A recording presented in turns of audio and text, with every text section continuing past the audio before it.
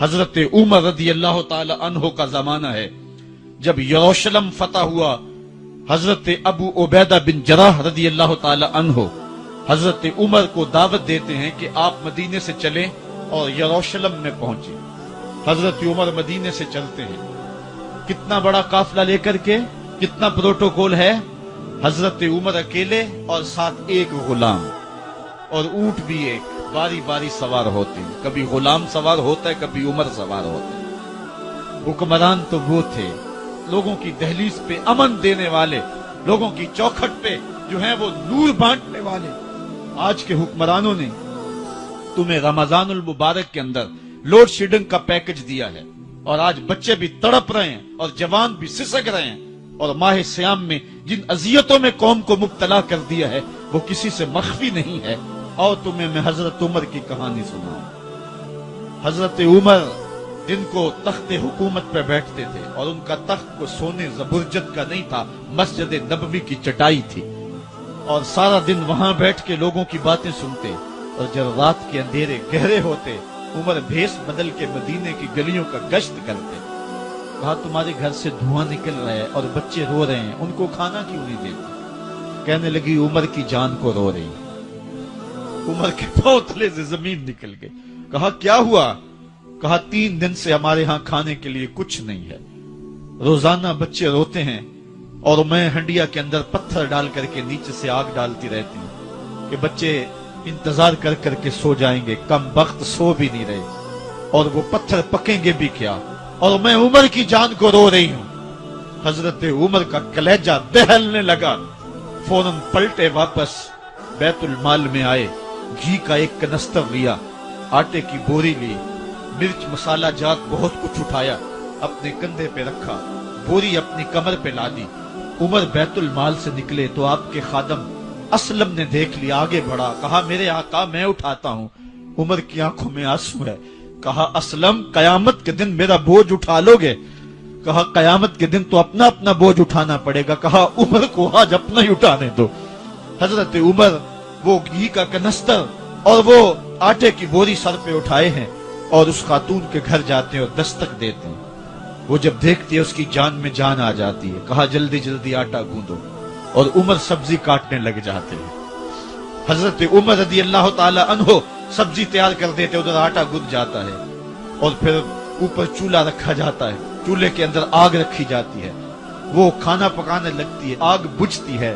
تاریخ نے لکھا ہے آگ بجھنے لگتی ہے, عمر جھک کر کے پھونکے مارتا ہے. عمر جھک جھک کے پھونکے مارتا ہے. کھانا پک گیا اور بچوں کے سامنے کھانا رکھ دیا. بچے کھا رہے ہیں. اب بچے رو رو کے نڈال ہو چکے تھے. حضرت عمر اپنے ہاتھوں کو اور اپنے گھٹنوں کو اور اپنے پاؤں کو زمین پہ لگا کے, جس طرح بکری کا بچہ چلتا ہے, ویڑے کے اندر کبھی ادھر چلتے ہیں کبھی ادھر چلتے ہیں, تاکہ بچے مجھے دیکھ کے خوش ہوں اور دل میں کہتے عمر جتنا رلایا ہے اب اتنا ہنسانا بھی پڑے گا. تو کبھی عمر امیر المومنین, یہ میں کسی آج کے جو ہے وہ لوگوں کے ووٹوں پہ منتخب ہونے والے حکمران کی کہانی نہیں سنا رہا, میں اس عمر کی کہانی سنا رہا ہوں جو 23 لاکھ مربع میل کا حکمران ہے, آدھی دنیا کا بادشاہ ہے. حضرت عمر جو ہے جس طرح بکری کا بچہ چلتا ہے اس طرح اپنے ہاتھ اور اپنے گھٹنے زمین پہ ٹیک کر کے جو ہے وہ اس طرح چلتے ہیں. بچے عمر کو دیکھ کے مسکراتے ہیں. جب بچے مسکرانے لگے تو حضرت عمر نے اس خاتون سے کہا بڑھیا عمر کو معاف کر دے. اس نے کہا تو اتنی ہمدردی کیوں کرتا ہے؟ کہا عمر بیچارہ بڑا پھنسا ہوا ہے, فکر ہے اس کو یرموک و فسطاط و حلوان کی, جب فتح ہے مصر تو تیاری ہے ایران کی. آتے جاتے وفد سے ملاقات بھی کرتا ہوگا, آتے جاتے وفد سے ملاقات بھی کرتا ہوگا, اور شب کو معلوم حالات بھی کرتا ہوگا. کانٹوں میں الجھی ہوئی بیچارے کی جان ہے, نیند اس کو بھی آتی ہے, آخر وہ انسان ہے. میری بہن عمر کو معاف کر دے. اس نے کہا نانا عمر کی بات میرے سامنے نہ کر, قیامت کا دن ہوگا, عمر کا گریبان ہوگا اور میرا ہاتھ ہوگا. جب اس نے یہ بات کہی تو عمر برداشت نہ کر سکے, بچوں کی طرح بلک بلک کے رونے لگے. کہا وہ بد نصیب عمر تیرے سامنے ہے, آج ہی کہلا جو کہنا ہے, قیامت کے دن مجھے معاف رکھنا. اس نے کہا تو عمر ہے؟ کہا بد نصیب عمر تیرے سامنے کھڑا ہوں۔ میرے عمر کہتے ہیں اگر دجلہ کے کنارے ایک بکری کا بچہ بھی پیاسا مر گیا اس کا حساب بھی عمر سے لیا جائے گا۔ اللہ اکبر۔ میں اس حضرت عمر کی کہانی سنانے لگا تھا۔ حضرت عمر نکلے یروشلم میں، ایک اونٹ ہے، ایک غلام ہے، کبھی وہ سوار ہوتا ہے، کبھی آپ باری مقرر کی ہے۔ جب قریب پہنچے یروشلم کے تو عمر کی باری نکیل پکڑنے اور غلام کی باری اوپر سوار ہونے کی آ گئی۔ غلام نے کہا آقا میں مرضی سے اپنی باری چھوڑتا ہوں، آپ آ جائیں، دشمنوں کے مفتوحہ علاقے میں آ رہے ہیں، تازہ تازہ علاقہ فتح ہوا ہے، اسلام کی شان و شوکت ظاہر ہو۔ عمر نے کہا اسلام کی شان و شوکت ایسے ظاہر نہیں ہوتی ہے، اپنی باری پہ تم بیٹھو گے، اپنی باری پہ میں بیٹھوں گا۔ لوگ منتظر کھڑے ہیں۔ دور سے جب دیکھا کہا اس کی ہیبت سے کانپتے تھے ہم، یہ تو کوئی حبشی لگتا ہے، رنگ کالا ہے، ہونٹ موٹے ہیں، اس سے تو زیادہ حسین اس کا غلام ہے جو آگے آگے چل رہا ہے۔ حضرت ابو عبیدہ نے کہا دھوکہ کھا رہے ہو، ہمارا آقا وہ نہیں ہے جو اونٹنی کے اوپر سوار ہے، ہمارا آقا وہ ہے جو لگام تھامے آگے آگے چل رہا ہے۔ حضرت عمر رضی اللہ تعالیٰ عنہ کو آگے بڑھ کے جابیہ کے مقام پہ حضرت ابو عبیدہ بن جراح نے استقبال کیا۔ تو حضرت عمر آگے بڑھے اور انہوں نے آگے بڑھ کر کے حضرت ابو عبیدہ کے دونوں کندھوں پہ ہاتھ رکھا، اور سنو حضرت عمر نے کیا کہا، کہا لا الہ الا اللہ انا کنا اذل قوم فاعزنا اللہ بالاسلام۔ کہا کہ لا الہ الا اللہ، اے ابو عبیدہ بن جراح، ہم ایک ذلیل قوم تھے اور اللہ نے ہمیں اسلام کی وجہ سے عزت عطا کی ہے۔ اور میں تمہیں ایک تاریخ ساز بات کہنے لگا ہوں، اور وہ یہ ہے کہ جب تک ہم اس عزت والے اسلام کے دامن کو تھامے رہیں گے ہماری عزت قائم رہے گی، اور جب اسلام کے علاوہ کسی اور جگہ سے عزت ڈھونڈیں گے تو رسوا کر کے رکھ دیے جائیں گے۔ یہ ہے وہ خلاصہ جو حضرت عمر نے امتوں کے عروج و زوال کا بیان کیا ہے۔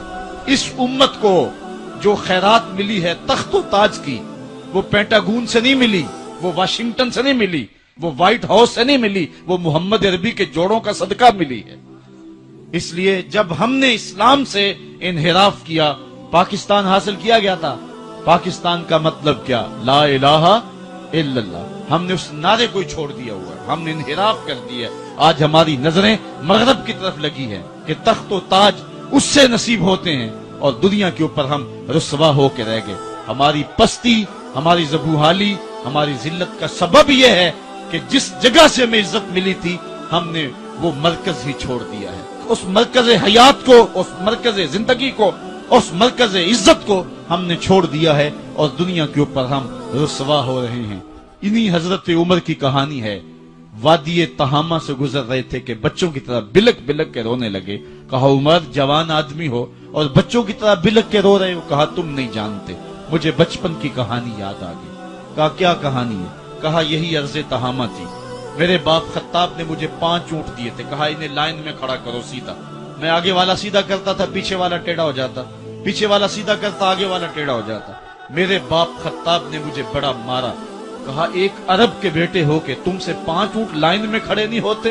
کہا ایک زمانہ عمر پہ وہ تھا کہ اس سے 5 اونٹ لائن میں کھڑے نہیں ہوتے تھے، اور آج شرق سے لے کر غرب تک 23 لاکھ مربع میل کی حکمرانی اور انسان بھی لائن میں کھڑے ہیں۔ یہ محمد عربی کے جوڑوں کا صدقہ نہیں ہے تو اور کیا ہے؟ عمر سے تو 5 اونٹ لائن میں کھڑے نہیں ہوتے تھے۔ تو یہ عزتیں، یہ تخت و تاج، یہ حکومتیں ہمیں حضور کی دہلیز سے ملی۔ جب ہم نے اس دہلیز کو چھوڑ دیا تو دنیا کے اوپر رسوا ہو گئے اور ذلیل کر کے رکھ دیے گئے۔ آفاق کے ہر ہر گوشے میں قرآن سنا کر دم لینا، اب رکنا نہیں، اب تھمنا نہیں، فردوس میں جا کر دم لینا۔